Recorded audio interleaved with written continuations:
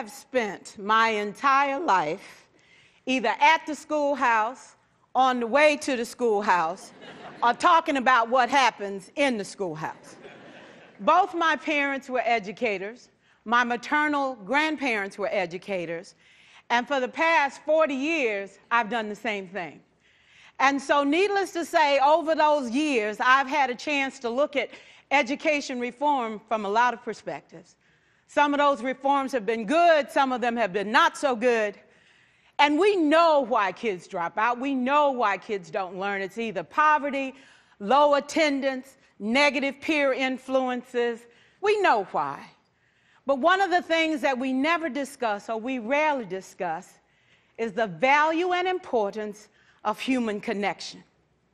Relationships. James Comer says that no significant learning can occur without a significant relationship.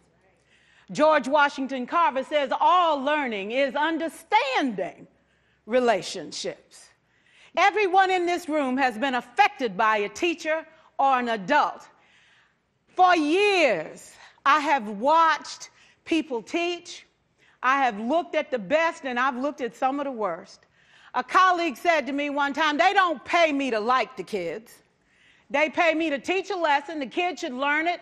I should teach it, they should learn it, case closed. Well, I said to her, you know, kids don't learn from people they don't like.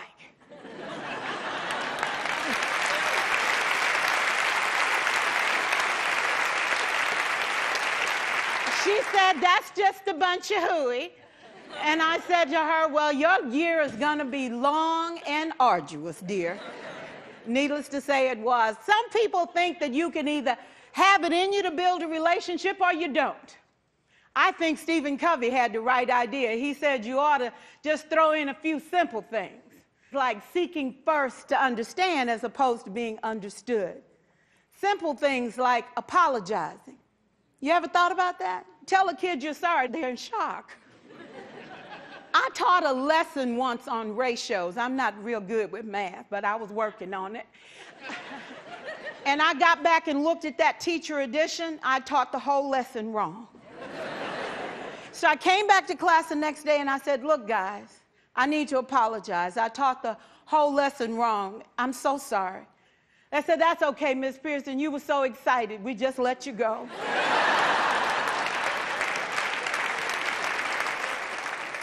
I have had classes that were so low, so academically deficient that I cried. I wondered, how am I going to take this group in 9 months from where they are to where they need to be? And it was difficult. It was awfully hard. How do I raise the self-esteem of a child and his academic achievement at the same time? One year I came up with a bright idea. I told all my students, you were chosen to be in my class. Because I am the best teacher and you are the best student, they put us all together so we could show everybody else how to do it. One of the students said, really? I said, really? We have to show the other classes how to do it. So when we walk down the hall, people will notice us. So you can't make noise, you just have to strut. And I gave him a saying to say, I am somebody. I was somebody when I came. I'll be a better somebody when I leave. I am powerful and I am strong. I deserve the education that I get here. I have things to do, people to impress, and places to go. And they said, yeah. You say it long enough, it starts to be a part of you. And so,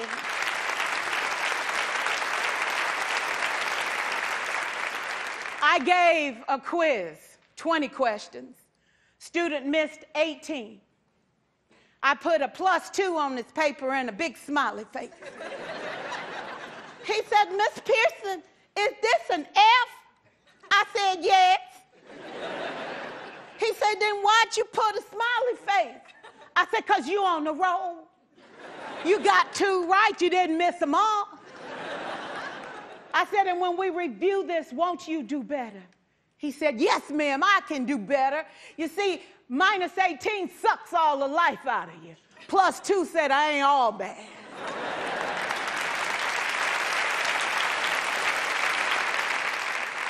4 years, I watched my mother take the time at recess to review, go on home visits in the afternoon, buy combs and brushes and peanut butter and crackers to put in her desk drawer for kids that needed to eat, and a washcloth and some soap for the kids who didn't smell so good. See, it's hard to teach kids who stink. And kids can be cruel.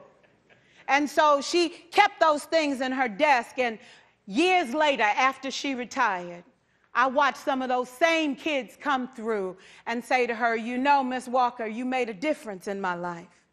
You made it work for me. You made me feel like I was somebody when I knew at the bottom I wasn't. And I want you to just see what I've become. And when my mama died 2 years ago at 92, there were so many former students at her funeral. It brought tears to my eyes, not because she was gone, but because she left a legacy of relationships that could never disappear. Can we stand to have more relationships? Absolutely. Will you like all your children? Of course not. And you know your toughest kids are never absent. Never. You won't like them all, and the tough ones show up for a reason. It's the connection, it's the relationships. And while you won't like them all, the key is they can never, ever know it.